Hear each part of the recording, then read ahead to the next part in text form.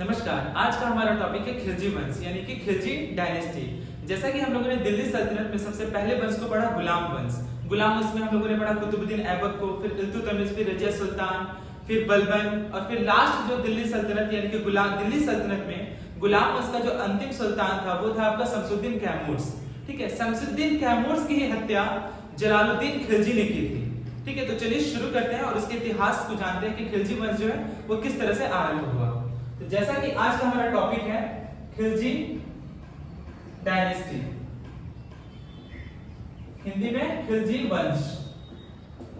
खिलजी वंश, खिलजी जो वंश है वो 1290 से स्टार्ट होता है और 1320 ईस्वी तक चलता है। ठीक है, खिलजी वंश की जो स्थापना है यानी कि इसके जो फाउंडर है वो कौन है? जलालुद्दीन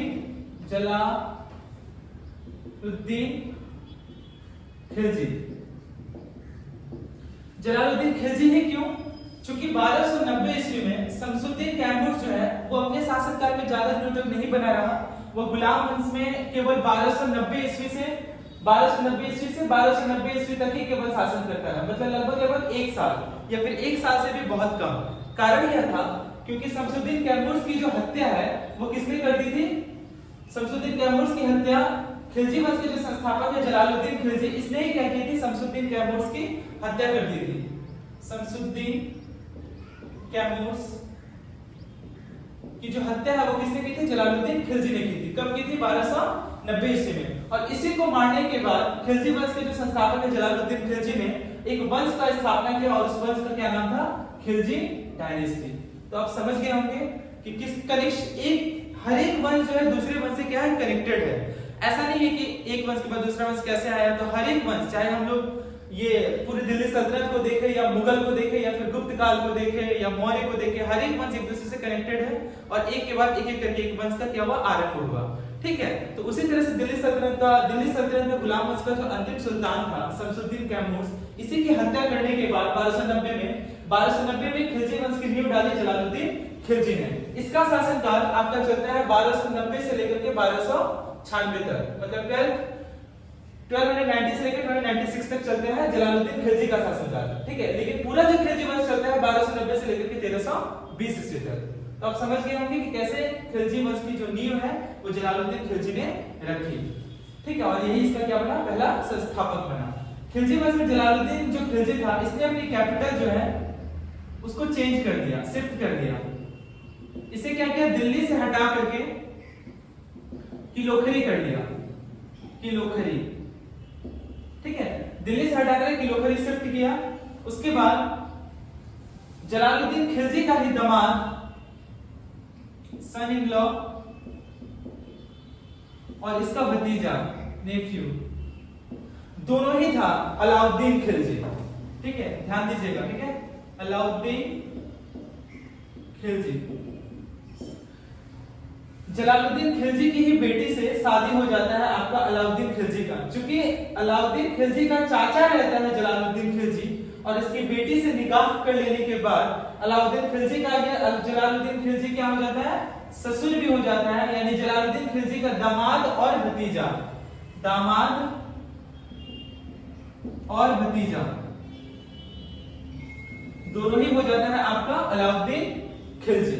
ठीक है, अच्छे से ध्यान दीजिएगा। ठीक है, जलालुद्दीन खिलजी के बाद ही 1290 से 1296 तक ही केवल 6 साल तक ही खिलजी वंश के पद पे बना रहता है। उसके बाद अलाउद्दीन खिलजी जो कि जलालुद्दीन खिलजी की बेटी से शादी कर लेता है, जिसकी वजह से जलालुद्दीन खिलजी का दामाद और भतीजा दोनों हो जाता है अलाउद्दीन खिलजी।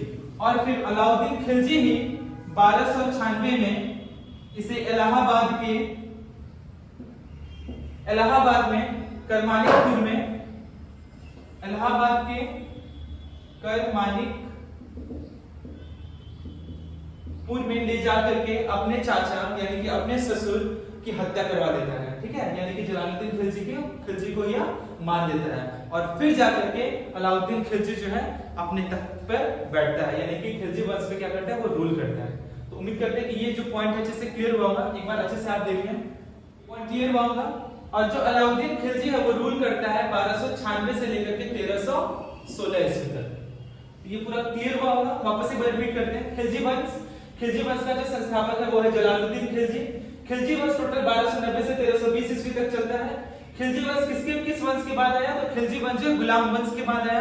गुलाम वंश का अंतिम सुल्तान कौन था? तो वो था आपका शमसुद्दीन कैमूर्स।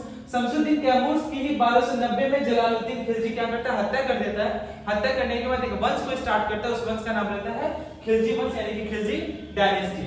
खिलजी, इसीलिए खिलजी वंश का जो संस्थापक है वो जलालुद्दीन खिलजी है, जो कि रूल करता है दिल्ली सल्तनत, यानी कि अब दिल्ली सल्तनत में खिलजी वंश पे रूल करता है 1290 से 1296 ईस्वी में। इसने अपना कैपिटल शिफ्ट कर लेता है दिल्ली से शिफ्ट करके किलोखड़ी कर लेता है। किलोखड़ी जो कि आपका उत्तर प्रदेश में है, ठीक है।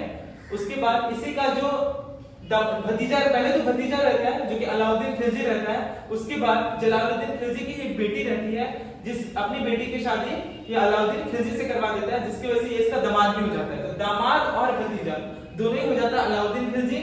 किसका? जलालुद्दीन खिलजी का। और अलाउद्दीन खिलजी का चाचा और ससुर यह रहता है कौन? आपका जलालुद्दीन खिलजी, यानी कि चाचा यानी कि अंकल हो गया और फादर इन लॉ दोनों हो जाता है जलालुद्दीन खिलजी। और यही अलाउद्दीन खिलजी तख्त पर बैठने के लिए, तख्त का इतना ज्यादा नशा रहता है कि पूरे तख्त पे अब मैं ही राज करूंगा, अब कोई भी राज नहीं करेगा।